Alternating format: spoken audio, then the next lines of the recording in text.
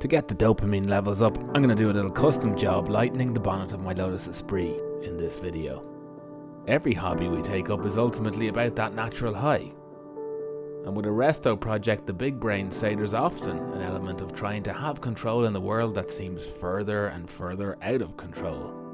Fixing a car gives that sense of mastery over something that can seem impossible or bigger than you. And somewhere in there is that dopamine hit. But no matter how in control you think you are during a restoration, sometimes there's a big job that barely pays you back enough dopamine to feel relieved, let alone satisfied. 47 years and 2 paint jobs worth of material on this Lotus Esprit is that time for me. Last video, as I signed off, I was tucking into sanding the sills, and it was a glimpse into what lay ahead. I know what a micron is now, because I reckon each rub with a sanding block takes about half of one off. These sills seemed like they'd never give up a bare gel coat surface, but they were easy peasy compared to getting the bonnet strip back. Here we go.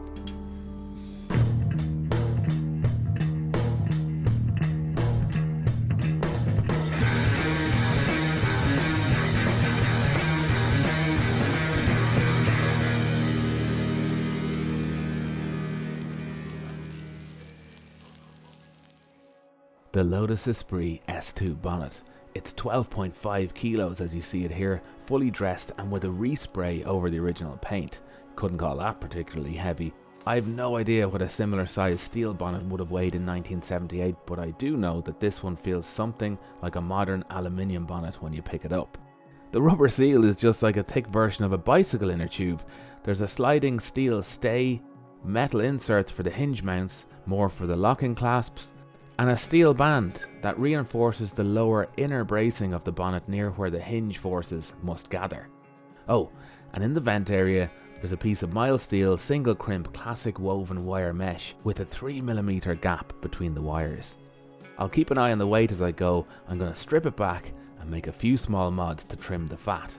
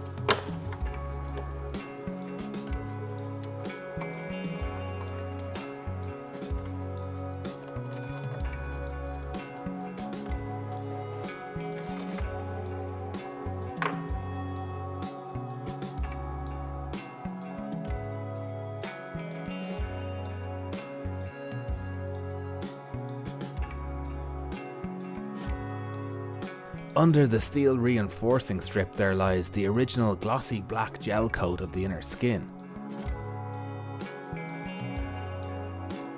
Looking closer, there it is again, in the seal channel. So why does the inner skin look matte? I had never noticed this before, but someone has brushed matte paint all over it. And very waffly, I might add, just like how I'd strike that person. Oh yes, throw him to the floor please. Elsewhere, along the inner lip where the two panels are bonded together, the finish isn't great. And you're rolling your eyes and thinking, yeah, Lotus. But to be fair, this is the only instance of poor finish I can think of on the bodywork. For now, anyway. It's a bit lumpy and unrefined. I know someone like that. What is proper poor is the masking line whoever inflicted on the bonnet before paint. I don't know where the body colour would have stopped, but to get this paint off I'll have to sand it back, at least this far. So I'm thinking the neatest way of hiding the paint line is to extend body colour into the seal channel so that when the seal is installed, it'll be hidden. Gotta strip the whole bonnet down first though. 2 days that took.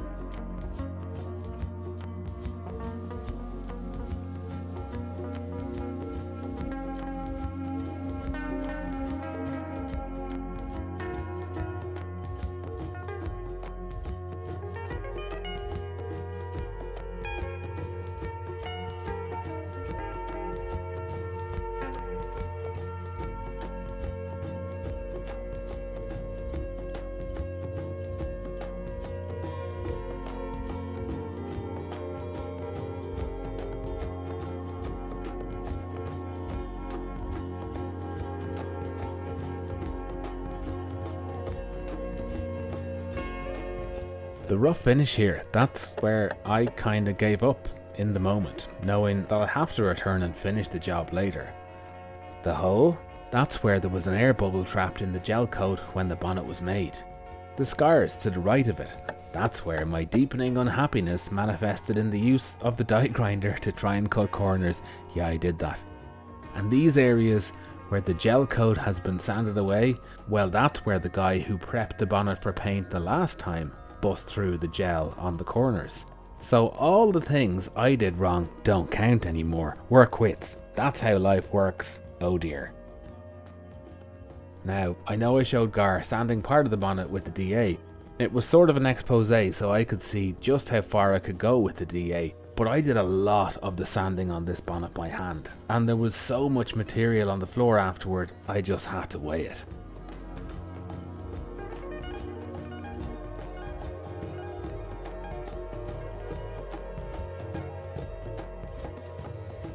The dust came in at 408ish. Subtracting the cup, let's call it 400, and if there was 400 on the floor, there was easily 100 in the shop vac. So there was roughly half a kilo of paint on this bonnet. That's kinda nuts when you consider how small a bonnet it is. Let's take a little break and turn our attention to the tailgate.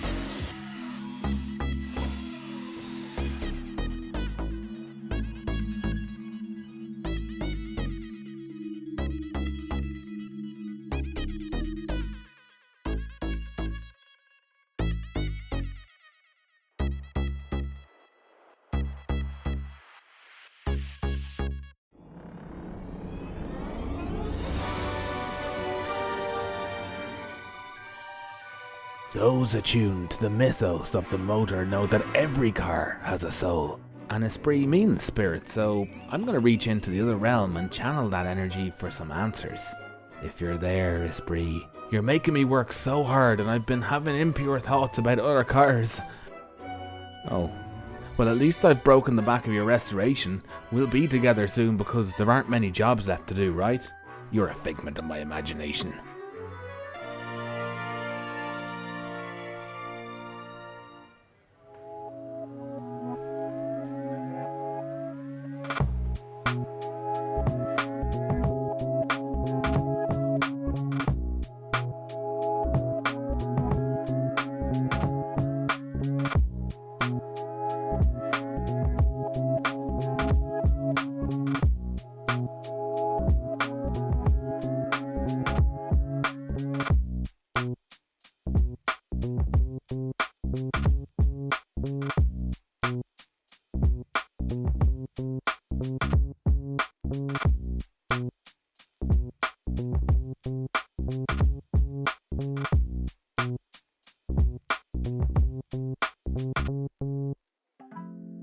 This is rough. I mean, there's no two ways about it, and it must have been painted to try and hide the scratches and weird rough areas that are in spots all over the place. I love it though, and I'm not going to paint it. I can always do that later if I feel it was the wrong decision, but so much of this car will seem new that I'll protect anything original like this, at least in the short term. There's dopamine in it for me, and try arguing with that.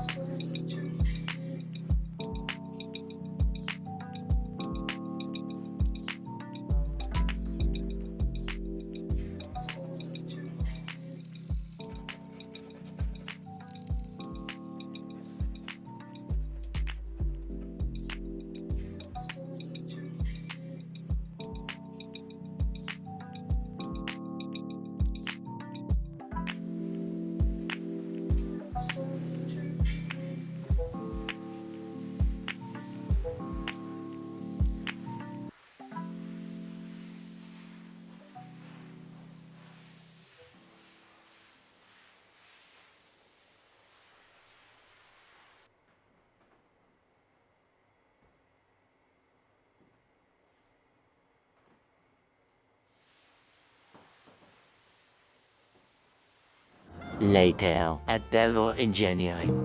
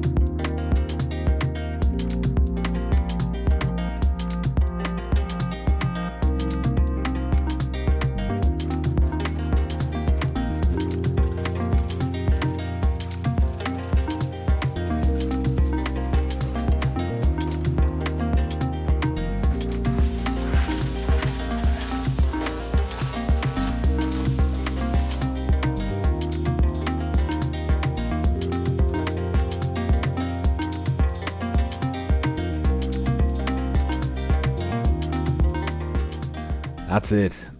I'm not riveting the reinforcing strip back in yet because it should really be painted black, like the original. It's aluminium, by the way, if you hadn't guessed, and it's thicker than the original, but obviously lighter.